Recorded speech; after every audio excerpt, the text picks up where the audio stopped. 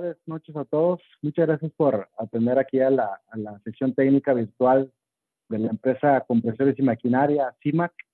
Y pues lo primero que nos toca aquí en la orden del día, pasarle la palabra al ingeniero Enrique Reyes para que nos dé una bienvenida. Gracias, Luis. Buenas tardes.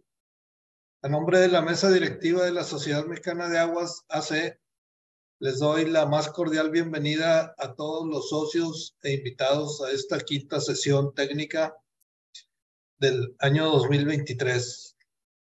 Agradecemos de antemano a nuestros patrocinadores y expositores. El día de hoy nos tienen preparada una muy interesante presentación cuyo tema tiene que ver con el incremento en la eficiencia energética en sistemas de recuperación de aguas residuales.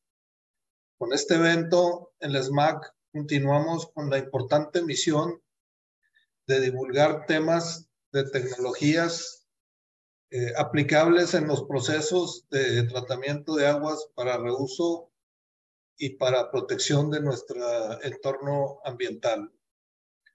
Regreso la palabra a nuestro maestro de ceremonias, ingeniero Luis Gallo. Bienvenidos. Gracias, Inge. Primero que nada, quisiera presentarles aquí a la empresa que va a ser nuestro patrocinador de esta sesión técnica. Bueno, esta es la semblanza de nuestro ponente del día de hoy, que es el licenciado Sansón Pérez Vallejo. Él es licenciado en Ingeniería en Electrónica y Comunicaciones por el ITESUM de Campus Querétaro. En Euroquip ocupó el puesto de gerente de servicio, equipo electrónico, electromecánico y refrigeración. Obtuvo capacitación en Seúl, Corea del Sur, 2 ocasiones, y en Minasco, en Italia, la Cambali. En Metre Toledo fungió como ingeniero de ventas en sistemas de pesaje electrónico. Y finalmente en Kaiser Compresores ha ocupado los puestos de ingeniero de ventas en 2003, gerente regional de zona norte en 2004 a 2007, y desde 2008 ocupa el puesto de gerente de ventas de sopladores. Ha participado en múltiples eventos como en ANEA, en The Green Expo o Aquatec, en Westec, en Wasser y en INTA. Y pues también quisiera platicarles un poco de la empresa. La empresa que nos está patrocinando hoy es CIMAC, Compresores y Maquinaria. Ellos forman parte de la empresa familiar Kaiser Kompressoren, que es un fabricante y proveedor líder mundial de productos y servicios de aire comprimido. Kaiser se fundó en el año de 1919 como un taller de maquinados y ahora fabrica en 2 instalaciones de producción en Alemania. La empresa cuenta con unos 7,000 empleados en todo el mundo y ese es Kaiser, y por su parte CIMAC, que es Compresores y Maquinaria, es el distribuidor autorizado desde hace más de 25 años. Sin más preámbulo, vamos a proceder a escuchar aquí al ingeniero Sansón Pérez con su tema del día de hoy, eficiencia en sistemas de aireación, tecnologías de sopladores. Adelante, puede compartir su ponencia del día. Gracias. Gracias, Luis. Buena tarde a todos los escuchas. Espero que la presentación resulte de interés y que, pues básicamente, sembremos la semillita de la eficiencia en ustedes, ¿verdad? A ver si lo podemos lograr. Voy a empezar a compartir la presentación. Bien, pues, como el nombre de la ponencia lo dice, ¿verdad? Vamos a hablar de eficiencia en sistemas de aireación. Y vamos a hacer una comparativa entre la tecnología de sopladores que Kaiser fabrica y trae al mercado en México. Básicamente esa es la intención. Tengo aquí algunas comparativas, algunos datos que espero que resulten de utilidad. Este es el contenido de la presentación. No puedo evitarlo, ¿verdad? Tengo que presentarles a la empresa, aunque ya por ahí nos dieron una introducción al respecto. Bueno, les voy a hablar un poquito más de lo que es la empresa. Vamos a ver lo que es el portafolio de productos, vamos a ver tipos de compresores, después vamos a comparar lo que es un soplador de tornillo contra un soplador lobular, posteriormente vamos a comparar un soplador de desplazamiento contra un soplador dinámico o turbosoplador, Voy a mencionar por ahí otros temas, ¿verdad? Otras consideraciones que hay que tomar en cuenta cuando se habla de eficiencia en un sistema de aireación, ¿verdad? Voy a hacer un pequeño resumen y finalmente estarán por ahí los datos de contacto de su servidor, si es que también resultan de su interés, ¿verdad? Como ya lo mencionaron, ¿verdad? La empresa es una empresa familiar. Los propietarios es la familia Kaiser. Y la empresa se fundó en 1919 por allá en Coburg, Alemania. Sí, básicamente se dedicaban a lo que es fabricación de piezas de repuestos para máquinas y vehículos de motor. Por ahí de 1937, el señor Carl Kaiser Jr., la segunda generación, ¿verdad? Se une a la empresa y hace su primer diseño de un compresor reciprocante y ayuda en el desarrollo del perfil Sigma, que posteriormente se empieza a instalar ya en lo que es los compresores de tornillo rotativo. Para 1979, el señor Thomas Kaiser, nuestro actual director, se une a la empresa, ¿verdad? Estamos hablando ya de ahí una tercera generación de la familia Kaiser. Y desde el 2010 a la fecha, ¿verdad? La mesa directiva está formada por el señor Thomas Kaiser y la señora Tina María Blantucci Kaiser, que es su esposa, ¿sí? Ya por ahí vienen también ya los hijos que ya crecieron y ya están por ahí empezando a relacionarse con las actividades de la empresa poco a poco. Esta es la casa matriz en la ciudad de Coburg, en el estado de Baviera. En esas instalaciones se fabrican compresores de tornillo rotativo, compresores reciprocantes, filtros de aire. En la parte posterior se puede ver por ahí otra instalación. Ahí se fabrican los compresores portátiles que son activados por un motor de combustión interna, básicamente. Voy a poner mi puntero. Y así es un poquito mejor. Por ahí mencionamos, ¿verdad? 1,600 empleados trabajando ahí y prácticamente 150,000 metros cuadrados de superficie disponibles, ¿verdad? A su servicio. Algo que es fundamental en Kaiser es la investigación y desarrollo. El señor Thomas Kaiser es un convencido de que es lo único que nos va a mantener en el mercado. Y tenemos una superficie ahí de 3,300 metros cuadrados destinados solamente, ¿verdad?, a lo que es investigación y desarrollo. Y claro, eso no sería de utilidad, ¿verdad?, si no se le asignan recursos a ese departamento. Entonces, como Kaiser es una empresa privada, donde no existen socios ni accionistas, ni nada de este tipo de cosas, ¿verdad?, ni tampoco cotiza en bolsa, ni nada de esto. Entonces el señor Kaiser decide, ¿verdad?, qué porcentaje de sus ganancias se designa a lo que es investigación y desarrollo. Entonces cada año hay recursos suficientes para seguir desarrollando nuestros productos para aire comprimido. La segunda planta de producción es la planta que se encuentra en Gera, en el estado de Turingia, también en Alemania. Ahí se fabrican los sopladores lobulares y de tornillo rotativo. También se fabrican secadores para aire comprimido. En esas instalaciones trabajan 300 empleados y cuentan con 17,000 metros cuadrados. Aquí podemos ver lo que es las mediciones por coordenadas, ¿verdad?, para verificar la calidad de los productos. Y en la parte de abajo podemos ver lo que es un banco de pruebas, en donde se prueban cada uno de los bloques que se fabrican ahí en la planta. Son unos ejemplos nada más. Y la planta más nueva de Kaiser, sí, de hecho apenas estamos llegando ahí en el 2022, recientemente. Sí, se adquirió estas instalaciones. De hecho, la foto todavía no está actualizada, ¿verdad? Por ahí dice Tonolo. Bueno, es una planta que está instalada en la ciudad de Göttingen, en el estado de Baja Sajonia.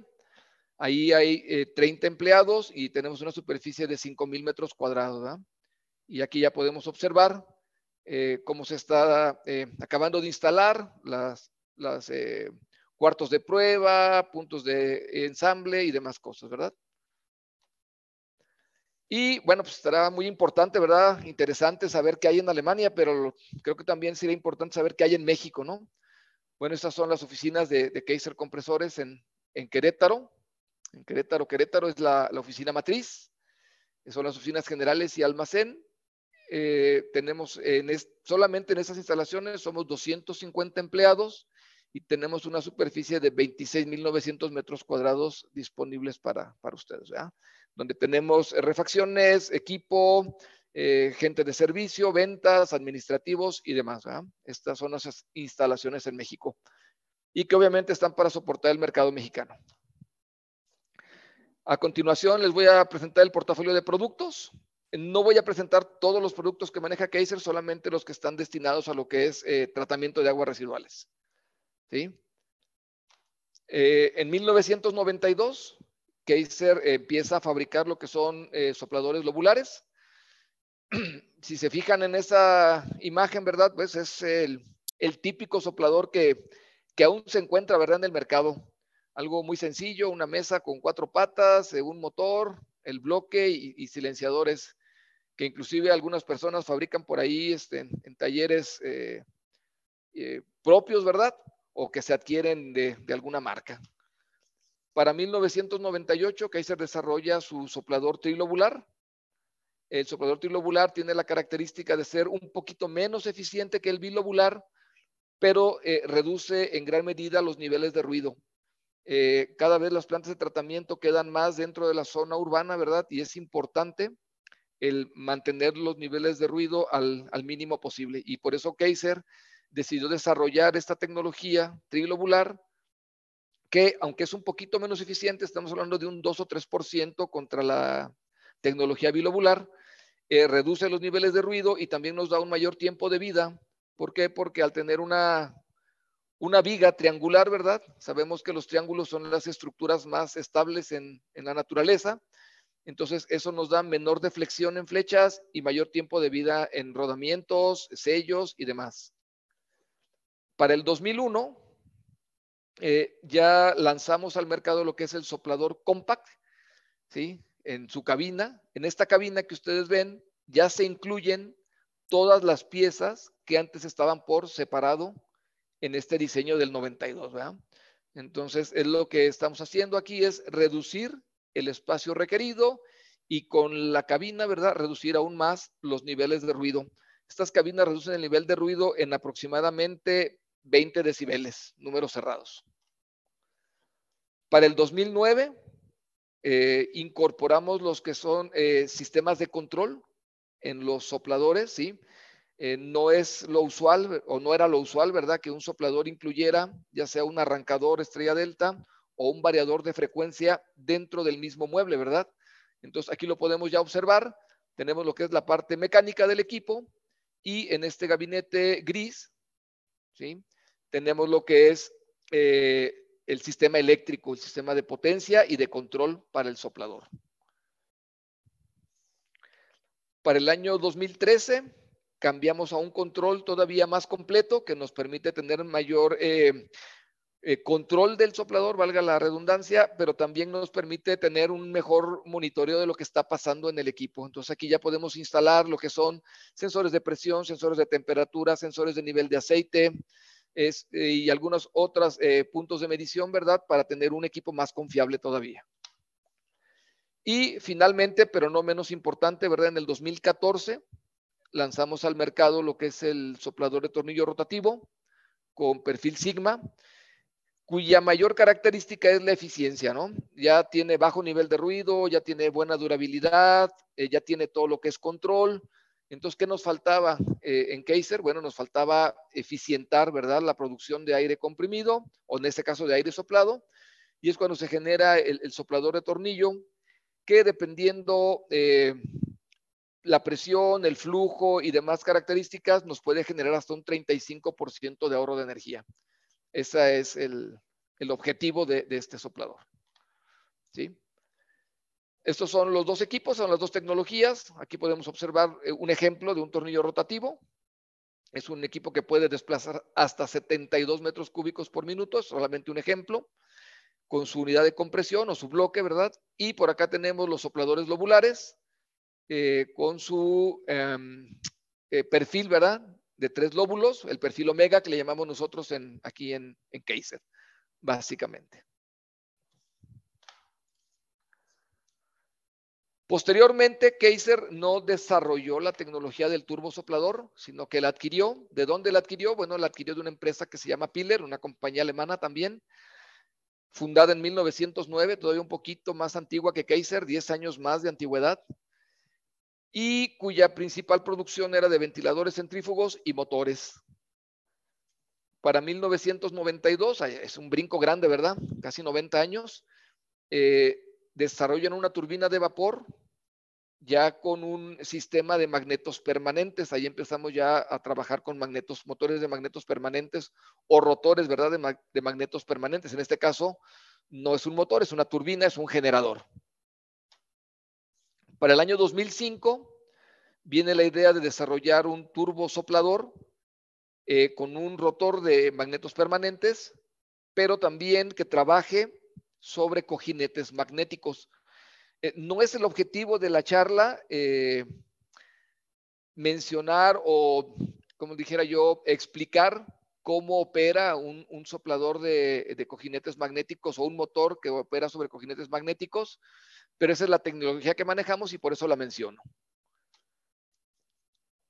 Para el año 2008, en 3 años, ¿verdad? Tardaron 3 años en desarrollar el producto.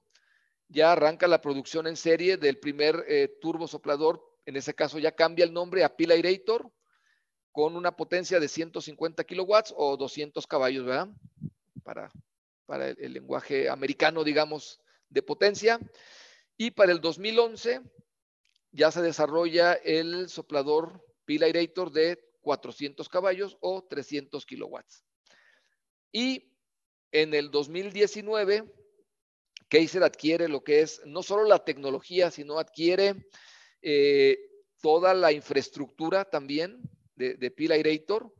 Me refiero a el know-how, me refiero a la gente, ¿sí? Todo el personal que trabajaba en Pil Aerator pasa a ser empleado de Kaiser. Entonces tenemos la tecnología, pero también tenemos a la gente que desarrolló esa tecnología para poder mantener esta tendencia, ¿verdad? Mantener a la gente que sabe y que ahora nos está enseñando a nosotros, ¿verdad? Sobre esta nueva tecnología que adquirimos, pues hace recién 4 años, ¿verdad?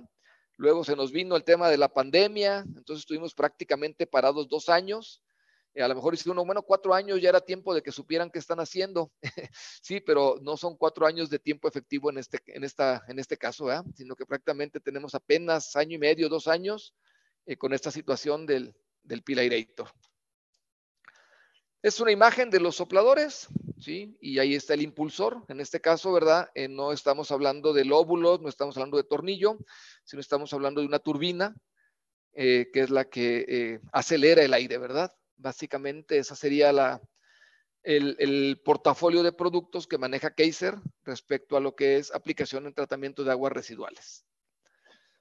Ahorita voy a hacer una pequeña explicación sobre los tipos de compresores en general, ¿sí? Que sería nuestro tercer punto. ¿Sí? Son los sopladores rotativos de Kaiser y esas son las tecnologías, ¿no?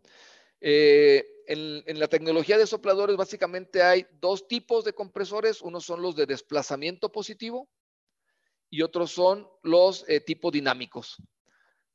Dentro de los equipos de desplazamiento positivo tenemos los equipos reciprocantes y los equipos rotativos. Dentro de los equipos reciprocantes básicamente tenemos lo que es el compresor de pistones, ¿sí? El compresor de pistón que puede ser de efecto sencillo, puede ser de doble acción, también dependiendo de su construcción se puede llamar tipo B, como este caso, o también puede ser tipo L, ¿sí? Que básicamente es entre los cabezales de los pistones se encuentran a 90 grados, ¿no? Siempre los que manejamos tecnología hablamos un poquito mal del pistón, ¿verdad? Que porque es ruidoso, que porque es ineficiente, que porque se desgasta. Pero también el pistón tiene sus ventajas, que es el alcanzar grandes presiones o altas presiones. No sé si dentro de los escuchas, ¿verdad? Tenemos por ahí gente que aficionada a lo que es el buceo. Bueno, ellos seguramente entienden a lo que me refiero con alta presión, ¿verdad? Que estamos hablando de aproximadamente 5,000 libras de presión, que es a la presión que se llenan los tanques para buceo, ¿verdad? Entonces, sí, tendrá muchas desventajas el pistón, pero también tiene una característica que es muy importante y que es la alta presión. Dentro de los equipos rotativos, tenemos de 2 ejes o de un eje. Un ejemplo de los sopladores o compresores rotativos de un eje, ¿verdad? Tenemos los compresores de paleta, que como podemos ver ahí es un rotor excéntrico con paletas que se desplazan y son los que generan la compresión del aire. También tenemos por aquí equipos de garra, ¿sí? Por el tipo del impulsor, ¿verdad? Que parece un diente o una garra, y también se dedican a reducir un poquito el volumen del aire. Tenemos los sopladores lobulares, en este caso, y también tenemos los compresores de tornillo. Los compresores de tornillo pueden ser de 1 o 2 etapas y también pueden ser lubricados o secos, ¿verdad? Y posteriormente tenemos lo que es los compresores dinámicos, que básicamente se refieren a los turbo, o más que a los turbos, a los sopladores centrífugos, ¿verdad? Esa sería la denominación de estos equipos, ¿no? Básicamente hay de 2 tipos. En este caso se refiere a el sentido en que se mueve el aire dentro del impulsor, ¿verdad? Lo tenemos del tipo axial, donde el aire es succionado por la parte frontal y es descargado por la parte posterior. En este caso no se ocupan como compresores, sino se ocupan como impulsores, ¿verdad? Una turbina de avión sería un ejemplo de un compresor dinámico de comportamiento axial. Y ya los que son compresores o sopladores, ¿verdad? Serían los equipos radiales, donde el aire se desplaza en el sentido del radio del impulsor para ser acelerado, ¿verdad? Y posteriormente generar presión. Aquí tenemos algunas tecnologías, tenemos el cojín de aire, tenemos los equipos multietapas, tenemos los que son por medio de caja de engranes para alcanzar altas velocidades, y también tenemos los sopladores, turbosopladores de alta velocidad con cojinetes magnéticos, ¿verdad? En este caso estoy marcando en amarillo las 3 tecnologías que maneja Kaiser: equipos lobulares, equipos de tornillo y los equipos magnéticos. Entiendo que por ahí las preguntas van a quedar en el chat, entonces siéntanse libre, ¿verdad?, de escribir por ahí sus preguntas para que posteriormente las podamos resolver, si es que tuvieran alguna duda.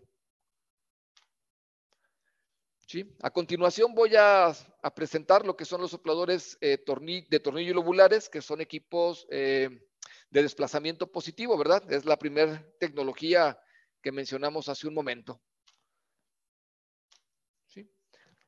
Así es como opera un soplador de lobular. ¿Sí? El soplador lobular básicamente no comprime el aire, simplemente lo captura. ¿Sí? En cada revolución está capturando aire y lo está transportando hacia el punto de descarga.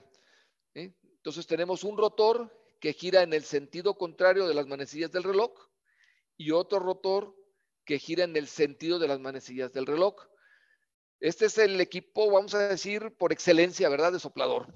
Baja presiones, alto volumen, no comprime, es ruidoso, es ineficiente, ¿sí? Pero también es económico. Entonces, tiene su mercado y por eso Kaiser lo sigue produciendo. ¿Sí? Entonces, tenemos aquí las características: es que es un volumen constante. El incremento de presión se realiza en la tubería, ¿sí? La compresión es externa, no se hace dentro de la unidad. Y conforme vamos aumentando la masa de aire dentro de la tubería, ¿verdad?, tenemos un aumento de presión. Básicamente así es como trabaja. Posteriormente tenemos el soplador de tornillo. En el caso del soplador de tornillo, ¿sí?, tenemos un puerto de succión y conforme los tornillos van girando, también, ¿verdad?, uno gira en el sentido contrario a las manecillas del reloj y otro en el sentido de las manecillas del reloj, vamos reduciendo el volumen de aire. Entonces tenemos un volumen de aire grande y conforme va rotando en los rotores, obtenemos un volumen de aire menor. Esto es exactamente lo que nos permite ahorrar energía. Vamos a mover la misma cantidad de aire, pero en un volumen más pequeño y por lo tanto realizamos menos trabajo. Esa es la razón por la cual el tornillo rotativo es mucho más eficiente, en este caso, ¿verdad?, que el soplador lobular. Esta es una gráfica de lo que es el trabajo que hacen pues los compresores en general, ¿verdad? Entonces tenemos del punto 4 al punto 1, tenemos el proceso de succión de aire. Este es igual independientemente de si el soplador es de tornillo o es lobular. Simplemente es tomar aire de la atmósfera. Posteriormente, el soplador lobular incrementa la presión hasta el punto 2A. Mientras que en el caso del soplador de tornillo, incrementaría la presión, pero de un volumen más pequeño, que sería del punto 1 al punto 2. Lo que nos genera esta área iluminada en verde, ¿verdad?, o rellenada en verde, que sería el ahorro de energía que produciría el soplador de tornillo. Como podemos ver, mientras mayor sea la presión de operación, más grande va a ser el ahorro generado. Hay que tener cuidado porque si la presión interna de la unidad excede a la presión de operación, es decir, si en lugar de estar en el punto 2, subimos hasta el punto 2B, entonces tenemos una pérdida de energía. Estamos sobrecomprimiendo el aire a una presión más alta que la que vamos a necesitar. ¿Sí?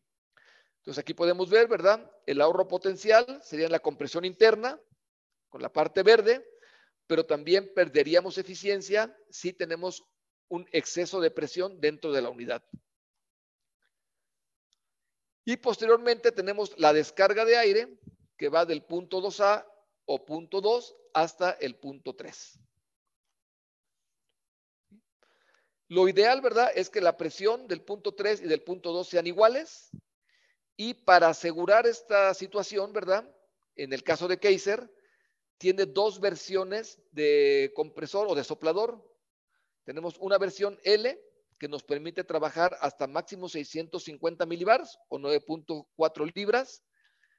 También lo puse aquí en columna de agua, ¿verdad? 6.6 metros de columna de agua.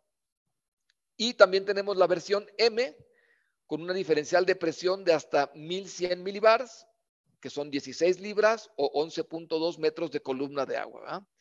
¿Para qué? Para que la presión interna esté lo más cerca posible de la presión de operación y generar los máximos ahorros. Ese es el objetivo.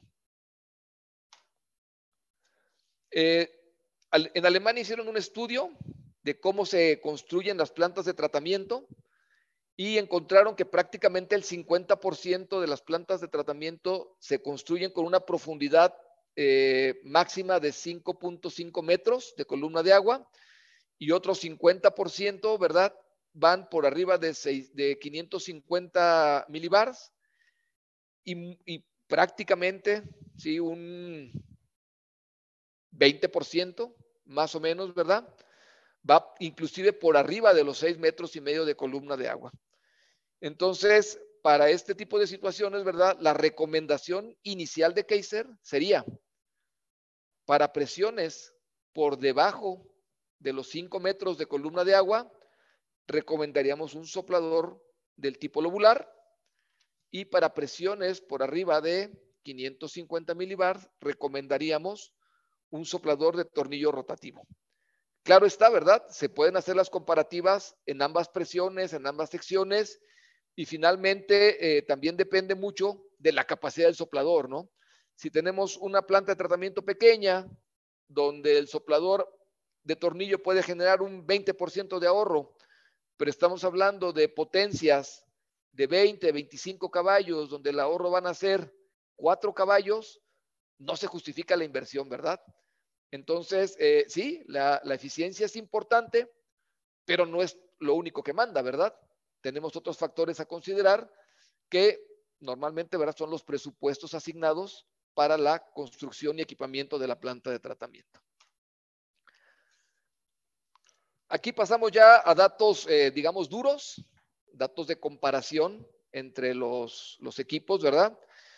La primera imagen o la primera tabla se refiere a un soplador de tornillo rotativo, modelo HBS 1600, con un motor de 175 caballos y con un desplazamiento de aire que va desde los 1,460 pies cúbicos hasta los 5,100, digamos, pies cúbicos por minuto, trabajando a una presión de 9 libras.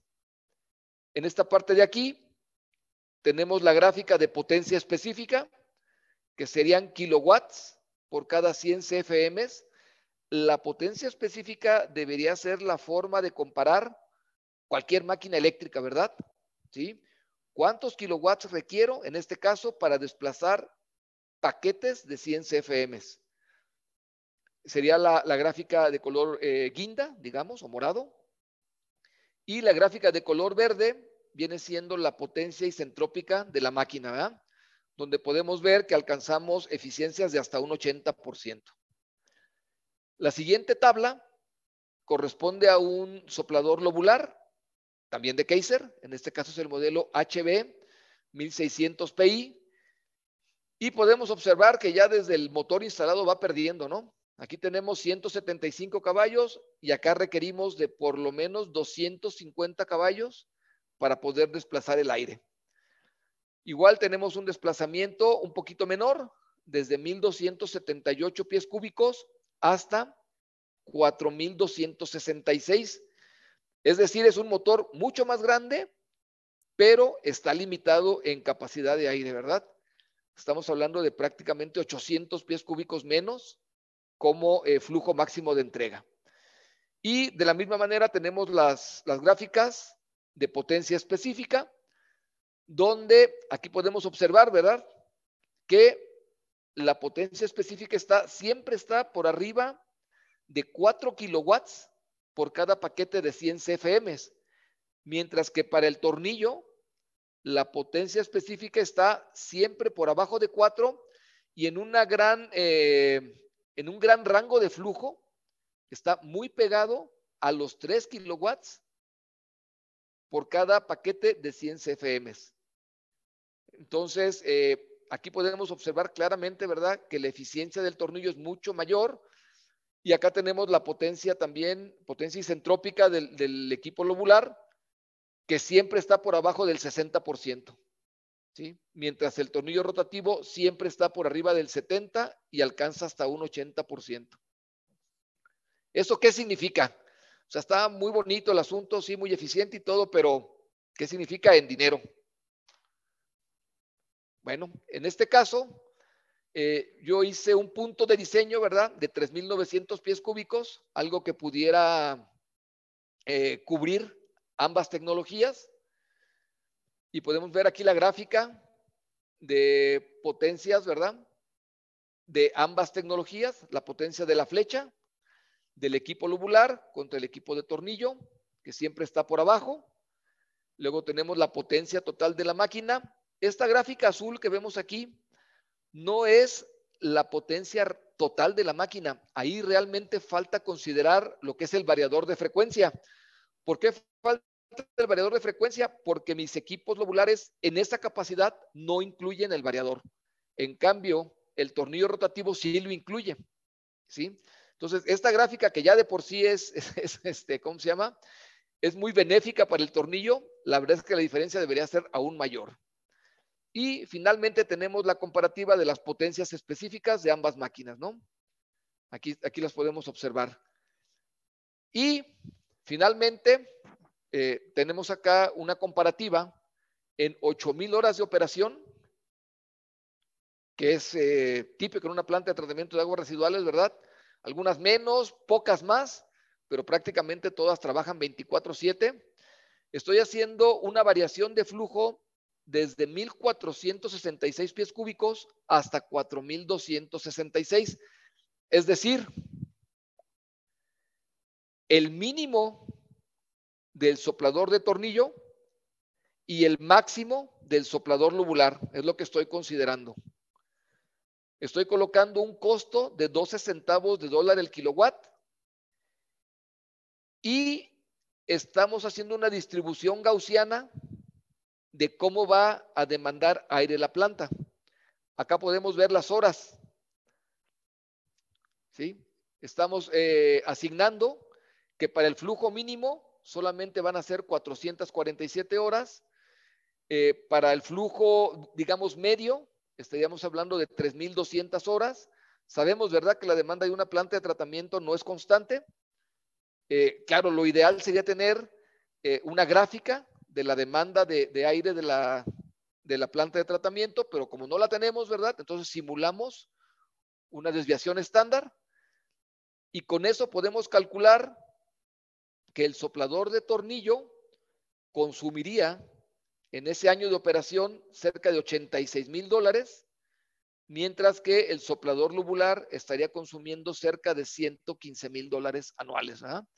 Estamos hablando de un ahorro anual de $29,500, números cerrados. Esa sería la comparativa entre un soplador lobular y un soplador de tornillo. ¿Sí? Eso es eficiencia. Las características distintivas entre el tornillo y el soplador lobular, bueno, es el principio de compresión, que ya lo comentamos. Los engranes y la transmisión de potencia. En nuestro caso, los sopladores de tornillo ya no usan poleas y bandas. ¿Sí? Una transmisión de poleas y bandas nos puede generar una pérdida de transmisión entre un 3 y un 5%, dependiendo, ¿verdad?, de la calidad de ese acoplamiento.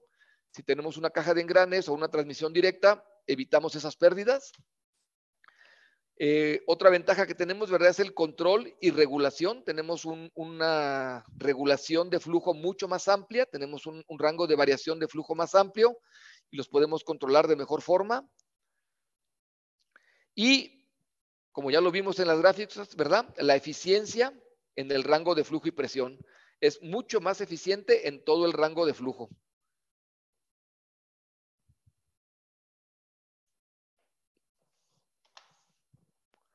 Y otra cosa que podemos manejar con los sopladores de tornillo y lobular, en este caso no tendríamos problemas, cualquiera de las unidades, podemos hacer un control maestro, ¿verdad?, para coordinar en caso de que tengamos más de un soplador operando. Con eso acabamos el punto 4, que es el soplador de tornillo contra el soplador lobular. Y ahora vamos a hacer una comparativa entre lo que es los sopladores de desplazamiento, básicamente el tornillo rotativo, ¿verdad? No pretendo comparar un equipo lobular contra un turbosoplador, sería ocioso, ¿verdad? Si ya vimos que el tornillo es más eficiente que el lóbulo, no tiene sentido compararlo contra un equipo turbo, del que hoy tenemos la idea, ¿verdad?, de que es la máquina más eficiente que hay en el mercado. Bueno, hoy les voy a demostrar que no es así. ¿Qué pasa si nada más vemos un par de cajas? ¿Sí? Aquí estamos viendo una caja que tiene un soplador de tornillo rotativo, ya que vemos otra caja que tiene un turbosoplador. Nada más viéndolos así es difícil, ¿verdad?, definir o entender, ¿verdad?, qué es lo que hace cada uno de ellos. Pero ¿qué tal si usamos estas imágenes? ¿Sí? ¿Cuál es el objetivo? El objetivo es romper la nuez, ¿verdad?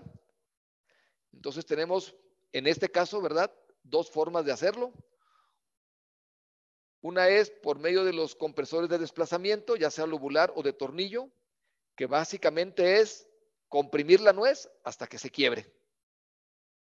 Y por el otro lado, tenemos el compresor dinámico o turbosoplador, ¿verdad? Específicamente, en este caso, no es un equipo multietapas ni nada de esto, que lo que hace es tal cual lanzar la nuez, se estrella contra una pared y se quiebra, ¿sí? Eso es lo que pasa en los turbosopladores, ¿sí? Aceleran el aire a una alta velocidad y cuando el aire se frena es cuando se genera la presión. Esa es la diferencia en el principio de operación. Aquí les muestro las curvas características de ambas tecnologías, donde podemos ver, por un lado, la curva característica de flujo contra presión y por el otro lado podemos ver las curvas de potencia específica entre un turbo y un tornillo rotativo. Empecemos primeramente con las gráficas de flujo contra presión, ¿sí? La línea azul viene siendo la línea o la gráfica característica de un equipo centrífugo. Este puede ser multietapa, puede ser un equipo de alta velocidad o puede ser algún soplador también de una sola etapa con caja de engranes para alcanzar la alta velocidad. ¿Sí? Lo que vemos, ¿verdad? Es que tenemos, en el caso del turbo, tenemos que el flujo volumétrico cambia fuertemente contra la presión de operación.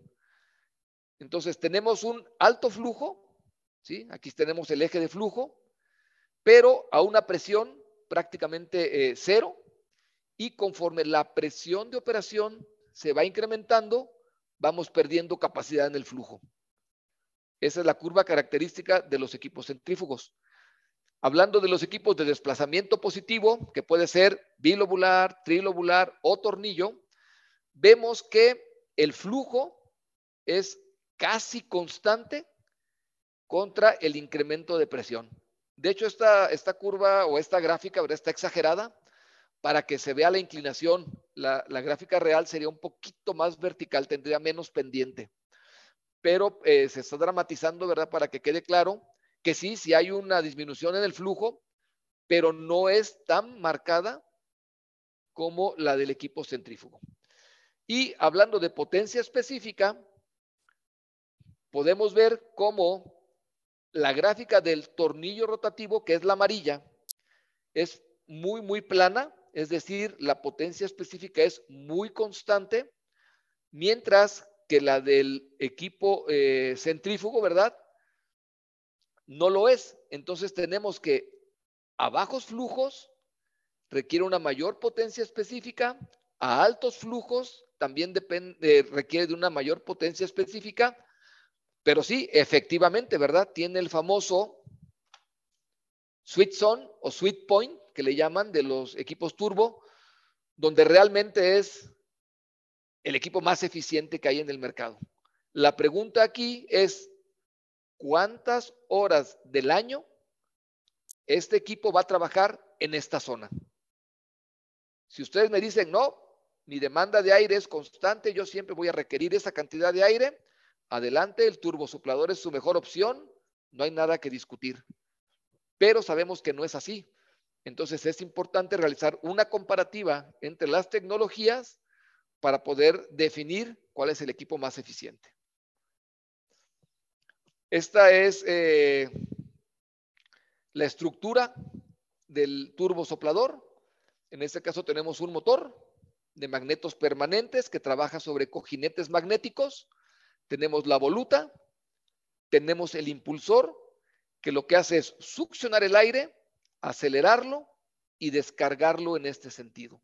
Así es como opera el soplador turbo, ¿sí?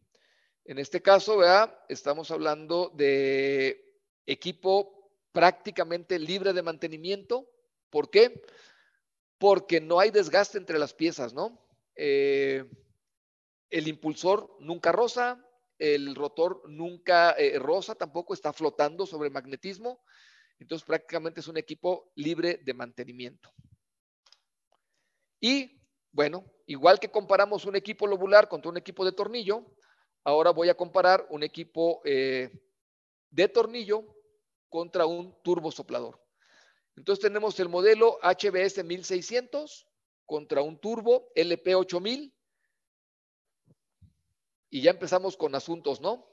El motor del tornillo rotativo es de 175 caballos, mientras que el motor del turbo es de 200. Hablando de flujo, el tornillo rotativo va igual de los 1400 pies cúbicos hasta los 5000 pies cúbicos, mientras que el turbo va de 1200 a solamente 4200.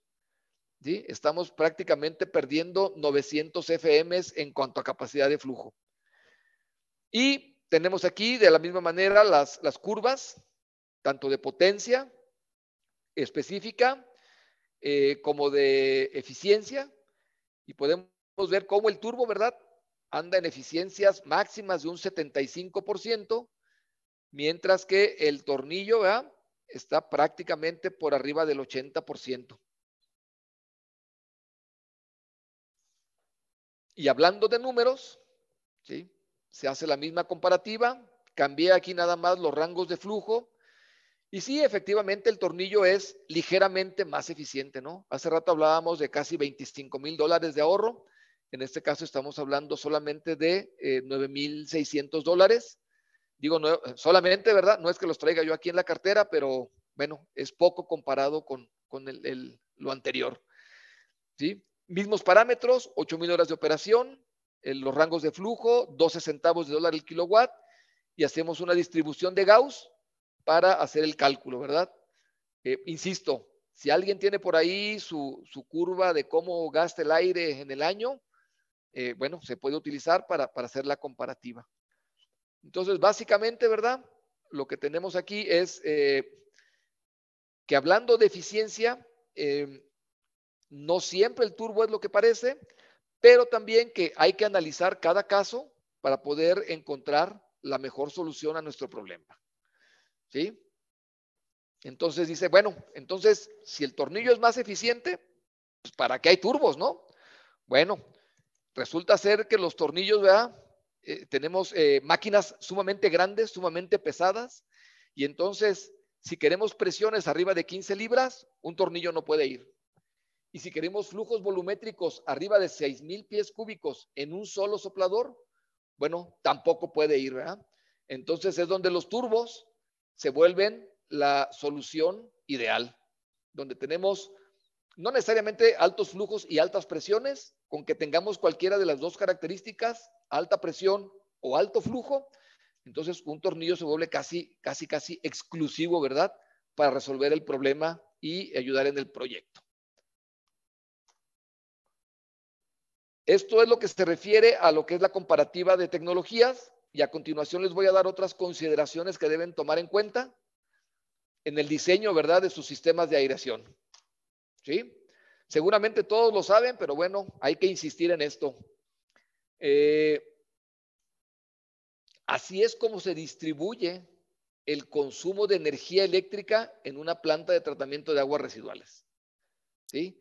Tenemos por aquí un 57%, tenemos acá un 5%, tenemos acá un 13%, por acá tenemos un 15%, ¿sí? Y ya por aquí nos va dando una idea, ¿verdad?, de a qué se refiere cada uno de esos porcentajes. Bueno, pues el 57% de esa energía la consumen los sopladores. Y solamente para lo que es el tratamiento biológico. Otro 13% se consume para lo que es el tratamiento de lodos. Entonces, estamos hablando que del 100% de energía que consume una planta de tratamiento, prácticamente el 70% corresponde a los sopladores. Entonces, debe quedar claro que mientras más eficientes sean los sopladores, ¿sí?, menor va a ser el costo de tratamiento por metro cúbico de mi planta.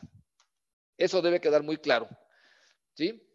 La aireación biológica es el mayor factor en el costo de energía, ¿sí?, con presiones diferenciales prácticamente constantes y con sopladores que trabajan entre 6 y 8,000 horas por año. Otra consideración. No sé si todos ustedes se acuerdan qué pasó el 13 de julio del 2014. ¿Sí? Y si no, bueno, allá arriba dice, ¿verdad? Gráfica de carga de la planta de tratamiento de Berlín durante la final del Mundial del Fútbol 2014. Alemania contra Argentina. La gráfica es carga de red en metros cúbicos por hora, y en el otro eje tenemos las horas del día, ¿verdad? Entonces vemos cómo a partir de las 4 de la tarde, bueno, hubo alguna carga más o menos constante en la planta de tratamiento. A las 9 de la noche, tiempo de Alemania, arrancó el partido. Poco a poco la gente se acomodó en su lugar a ver el partido. Prácticamente poca carga en la planta de tratamiento, ¿verdad? Y cuando acaba el primer tiempo, 45 minutos después, un pico de carga. Se termina el primer tiempo, el medio tiempo, por ahí gente que se le hizo tarde, etcétera. Termina el segundo tiempo, otra vez tenemos un pico de carga, se viene el primer tiempo extra, se viene el segundo tiempo extra, si lo recuerdan. Alemania es campeón, fiesta, fiesta, fiesta, fiesta, y vámonos a dormir, ¿verdad? Yo no sé si en México tengamos este tipo de curvas en las plantas de tratamiento, pero supongo que si algún día llega a suceder que México sea campeón del mundo, bueno, esto no va a ir en decadencia, sino que va a seguir creciendo y creciendo por varios días, ¿verdad? Ahí tenemos los valores de 20 a 25,000 metros cúbicos por hora, picos de hasta 38,000 metros cúbicos por hora y la mínima demanda en 6,000 metros cúbicos por hora de agua. Entonces, esto nos debe dar una idea de qué tan flexible debe ser nuestro sistema de aireación para poder soportar este tipo de cargas. Claro que este es un día atípico, pero más o menos nos muestra cómo se comporta una planta de tratamiento. ¿Qué más hay que considerar? La tubería, ¿sí? Como dice aquí, en diámetro más es menos. En este caso estamos analizando un sistema que transporta 50 metros cúbicos por minuto de aire con una delta de presión de 0.5 bar a una longitud de 50 metros. Hablando en unidades del sistema imperial, serían 1,765 pies cúbicos y 7.25 PSI. Si instalamos tubería de diámetro 6 pulgadas, tendríamos una caída de presión de prácticamente 1 libra con una velocidad del aire de 38 metros por segundo. Y en el caso de un soplador de 55 kilowatts, nos podría requerir hasta 59 kilowatts de potencia. Si en lugar de colocar 6 pulgadas, colocamos 8 pulgadas, entonces la caída de presión sería de solamente de 0.2 libras, con una velocidad del aire de 21 metros por segundo y un consumo de energía de solo 54 kilowatts. Y finalmente, si colocamos una tubería de 10 pulgadas, reducimos la caída de presión y reducimos también la potencia. Entonces aquí tenemos que caer en el cuento, ¿verdad? De cuánto cuesta la tubería de 6 pulgadas, cuánto cuesta la tubería de 8, cuánto cuesta la tubería de 10 y los beneficios que vamos a obtener, ¿verdad? En este caso, nosotros recomendaríamos utilizar tubería de 8 pulgadas, ¿sí? Que nos da poca caída de presión y que también nos ayuda a reducir el nivel de ruido al reducir la velocidad del aire dentro de la tubería. Ventilación del cuarto. Es importante tener la ventilación del cuarto y también controlar los niveles de ruido. En ese caso tenemos el ejemplo, ¿verdad? De equipo de insonorización en la succión de aire, equipo de insonorización en la descarga de aire. Aquí tendríamos la entrada de aire al soplador. Aquí tenemos el aire caliente o el aire de enfriamiento. Y tenemos la opción de sacar el aire por medio de una campana de extracción o por el sistema de extracción con ventilador de este lado.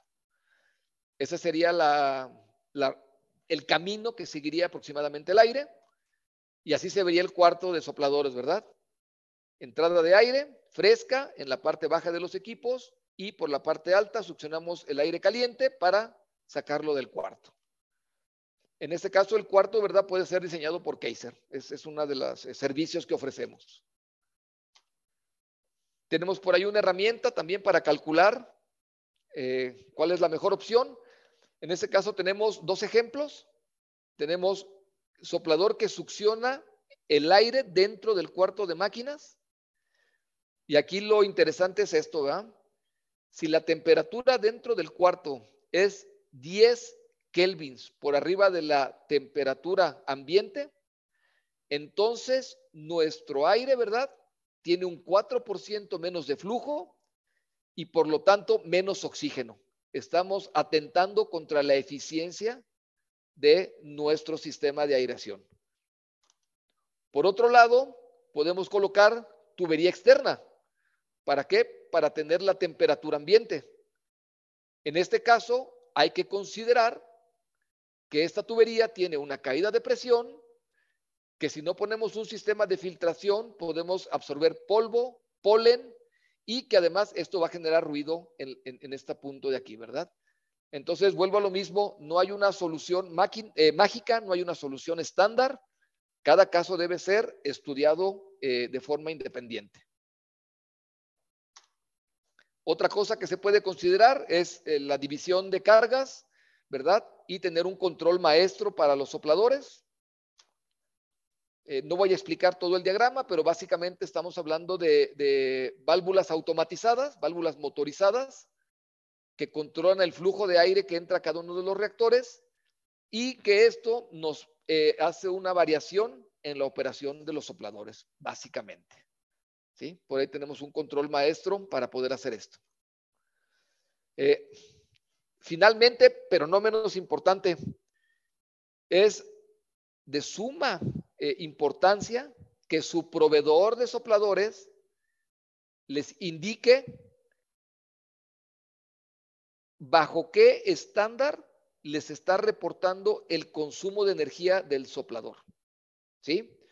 Lo que debería de hacer todos los fabricantes, pero que no todos lo hacen, es usar el ISO 1217, ¿sí? Y el ISO 1217 tiene varios incisos. En este caso, dependiendo qué es lo que le reporten, ¿verdad? Si es solamente la potencia del bloque o de la unidad de compresión, bueno, sería con referencia al inciso B.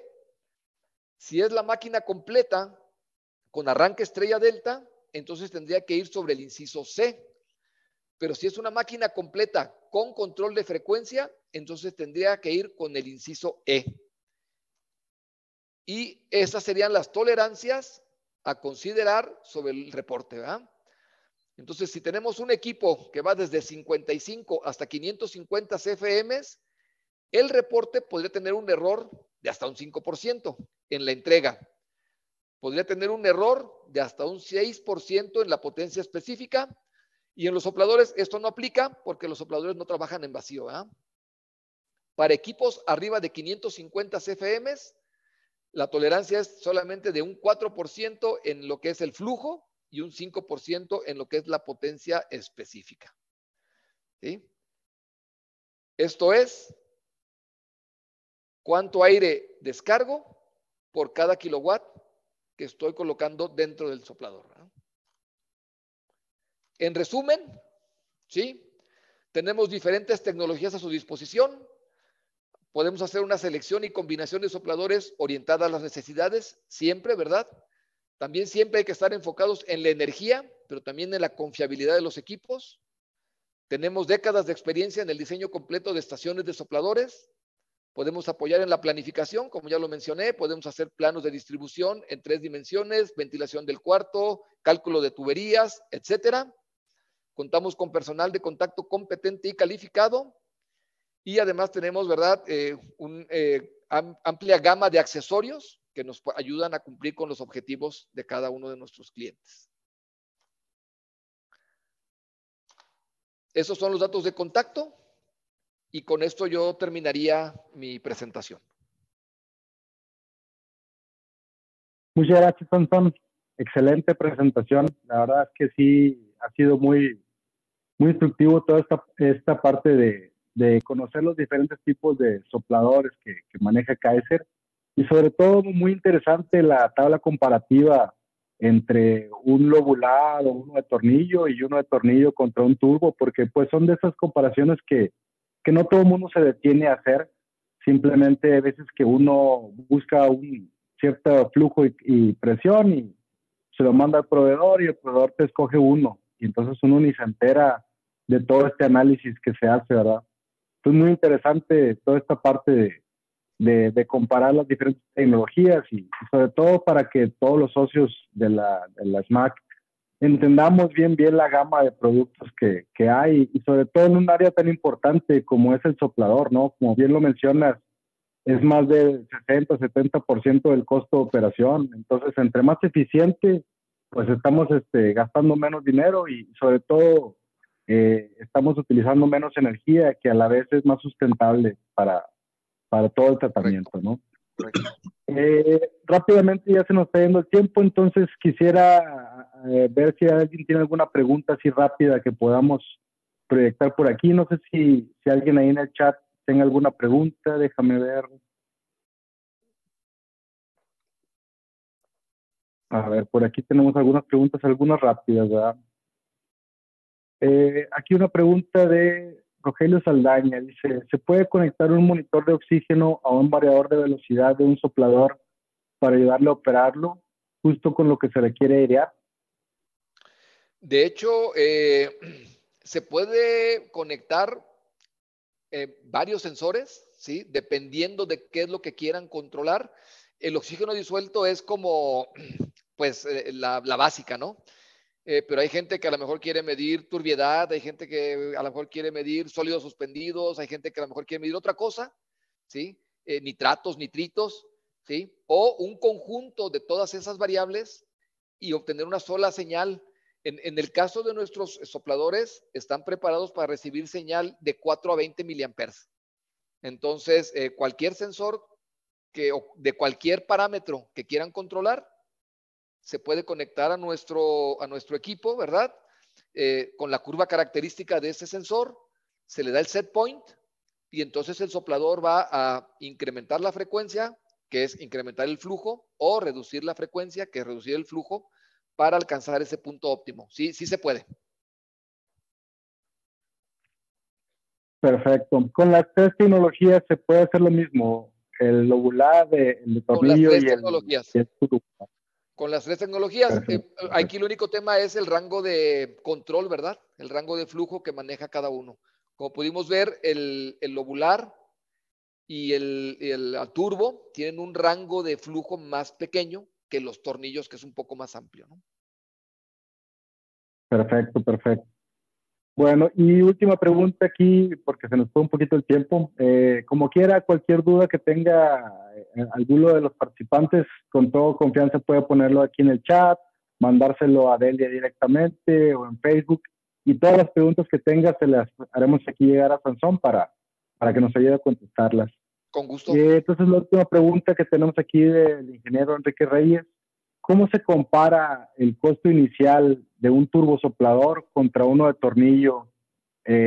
Hablando de los mismos rangos de flujo y presión, ¿no? Más o menos Sí. cómo andan. Los costos de inversión inicial son son muy similares. No son iguales, son muy similares. La diferencia es poca. Tenemos hablando de un rango de un 10% aproximadamente, ¿sí? ¿Qué ventaja tiene el turbo? ¿Sí? En este caso, ya no hablemos tanto de eficiencia, que prácticamente que ya vimos que andan muy de la mano también. ¿Qué ventaja tiene el turbo? El mantenimiento. En nuestro caso, el turbo prácticamente nada tiene cero mantenimiento. Si yo digo eso, ahí pierde toda credibilidad mi presentación, pero prácticamente cero, ¿no? ¿Por qué? Porque pues, lleva filtros de aire y lleva por ahí algunos otros, ¿cómo se llama? Componentes que hay que estar renovando. Pero el mantenimiento, no hay lubricación, no hay aceite, no hay gasto de aceite, no hay prácticamente ningún consumible salvo filtros de aire, ¿no? Mientras que el tornillo rotativo si es lubricado en las cámaras de sincronía, ahí lleva aceite y ese aceite que hay que estarlo cambiando, que tiene un costo. Además, pues tiene un costo también de disposición, ¿verdad? Porque es un aceite, es un contaminante que hay que disponer de manera adecuada. Entonces, esas serían ahí como las desventajas un poquito del tornillo, ¿ah? Entonces, pero en cuanto a inversión inicial, prácticamente es lo mismo. Pero aquí yo también quisiera hablar un poquito el tema del costo total de propiedad. ¿Sí? Usualmente estamos muy preocupados en la inversión inicial, pero no nos involucramos en que la planta va a trabajar 10, 15 o 20 años. Y entonces hay que considerar el costo total de propiedad que representa comprar, operar y mantener la maquinaria, ¿no?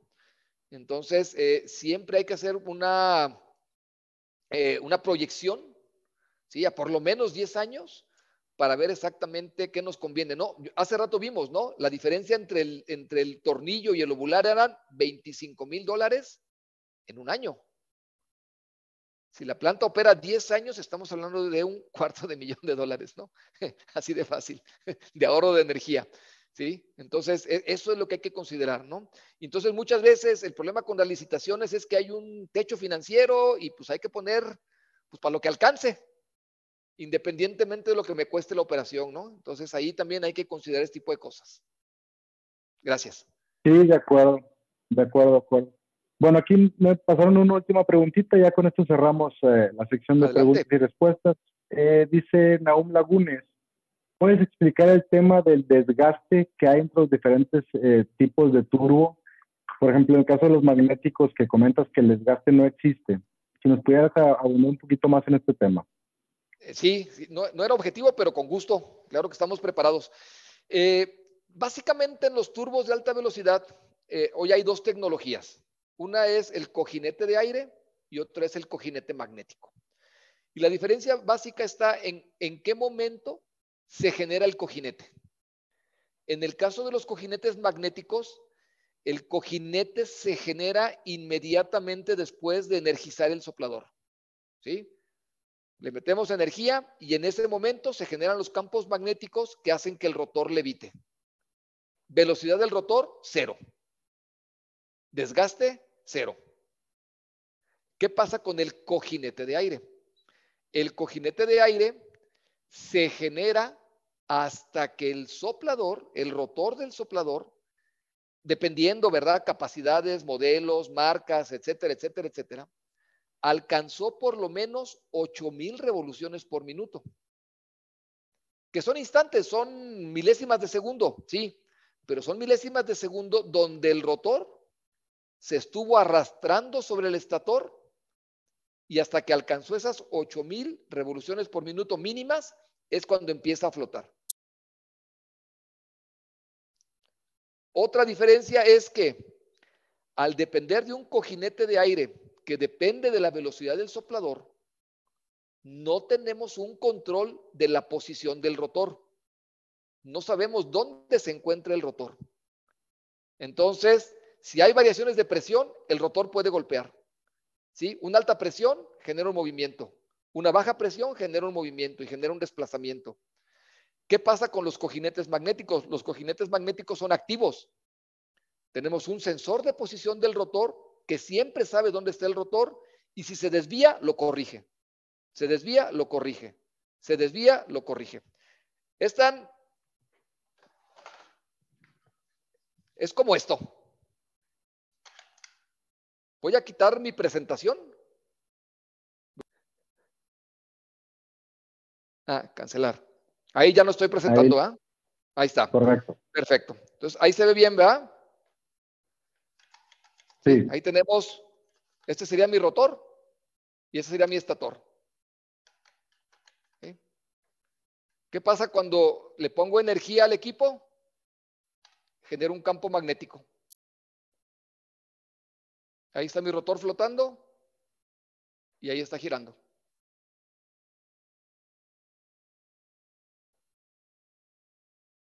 ¿Sí? Y tenemos sensores de posición donde siempre sabemos dónde está ese rotor y corregimos y corregimos. Y el peor caso que se puede presentar en un equipo de estos, ya sea cojinete de aire o cojinete magnético. ¿Qué pasa si de repente la energía eléctrica se interrumpe? ¿Qué pasa con cada uno de los equipos? Bueno, en el caso de nuestro equipo, el soplador Kaiser, el turbo Kaiser, toma energía de los capacitores que tiene, el motor se convierte en generador que alimenta el control de velocidad para permitir que el soplador se detenga y se deposite en su posición. Desgaste, 0. ¿Qué pasa con un soplador cojinete de aire? Se queda sin energía eléctrica, se queda sin control de velocidad y simplemente el rotor aterriza sobre el estator a la velocidad que esté girando. Si estaba girando a 20,000 revoluciones, pues a esa velocidad, y si estaba girando a 30,000, pues a esa velocidad, ¿sí? Generando prácticamente un daño, pues, total al equipo, ¿no? Entonces, esas son las grandes diferencias entre ambas tecnologías, ¿no? Perfecto, Básicamente, muy buena espero haber explicación. resuelto la explicación, la pregunta, perdón. Sí, sí, sí, y muy gráfica la explicación ahí con el dispositivo que tiene. Es una pluma, bueno. Es un portapluma. Excelente. Bueno, continuamos entonces con la orden del día, Delia, si me puedes ayudar a proyectar aquí el reconocimiento. Simplemente una mera Gracias. formalidad. La Sociedad Mexicana de Aguas AC otorga el presente reconocimiento al ingeniero Sansón Pérez Vallejo por su distinguida participación como ponente en la conferencia virtual con el tema Eficiencia en sistemas de aireación, tecnologías de sopladores, celebrado el 14 de agosto del 2023 en la ciudad de Monterrey, Nuevo León, por Zoom para todos, y firmado por el ingeniero Enrique Gerardo Reyes Martínez, que es nuestro actual presidente de gestión 2022-2023. Muchas gracias, ingeniero Sansón, por la presentación, excelente, y pues por aquí nos vemos pronto en las siguientes sesiones, ¿no? Antes de finalizar, quisiera nada más pasar a la mención de nuevos socios. Aquí les estamos proyectando un pequeño flyer para que se animen ahí a afiliarse a la SMAC /web, y mencionando a los nuevos socios que se han inscrito en este mes. Tenemos al ingeniero Filiberto López de Quimitec, ingeniera Elisa Pascasio de Hidrocon, y unas renovaciones por parte de Huber Technology, que es miembro empresarial.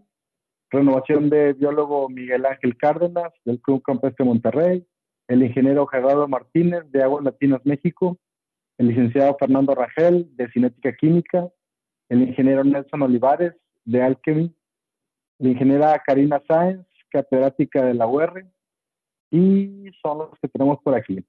Entonces ya saben, si quieren más información de cómo afiliarse a nuestra sociedad, aquí por favor con la señorita Delia, con toda confianza pueden acercarse, y pues obviamente pues siempre es bueno pertenecer a un gremio de profesionistas. Este es el gremio de gente que nos dedicamos al agua. Entonces, si todo aquel que se quiera unir a la Sociedad Mexicana de Aguas, bienvenidos, ¿no? Y por último, nada más pasarles aquí un aviso general rapidito. Vamos a tener un curso de manera virtual para el tema de principios básicos y operación de plantas biológicas de tratamiento de aguas residuales. Van a ser los días martes 22 y miércoles 23 de agosto, de 9 a 11:30 am.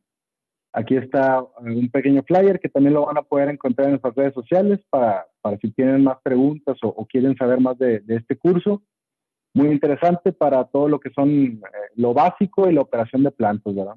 Cualquier informe adicional o inscripción con Delia directamente. Y bueno, pues por nuestra parte es todo. Le cedo la palabra aquí al ingeniero Enrique Reyes para que nos dé un breve mensaje de despedida. Adelante, ingeniero. Gracias, Luis. Brevemente agradecemos a todos los participantes de este evento y los invitamos para las próximas sesiones técnicas. Algunas van a ser en modalidad virtual y otras en modalidad presencial. Tenemos un programa muy movido para los siguientes meses de este año 2023. Paso de nuevo la voz al ingeniero Luis Gallo, no sin antes agradecer a nuestros expositores, patrocinadores, y una felicitación muy especial al ingeniero Sansón Pérez Vallejo por su sobresaliente presentación y gran conocimiento del tema que nos ha dado. Estamos muy impresionados. Muchas gracias. Adelante. Vale. Gracias, ingeniero Reyes. Bueno, pues por nuestra parte es todo. Muchas gracias a todos por atender a la sesión técnica virtual de la empresa Compresoras y Maquinaria, y al ingeniero Sansón Pérez, muchas gracias por su excelente ponencia. Y pues por aquí nos estamos viendo. Síganos ahí en nuestras redes sociales para estar atentos de nuestros eventos, y cualquier duda o comentario, aquí estamos a su disposición. Gracias y buenas noches.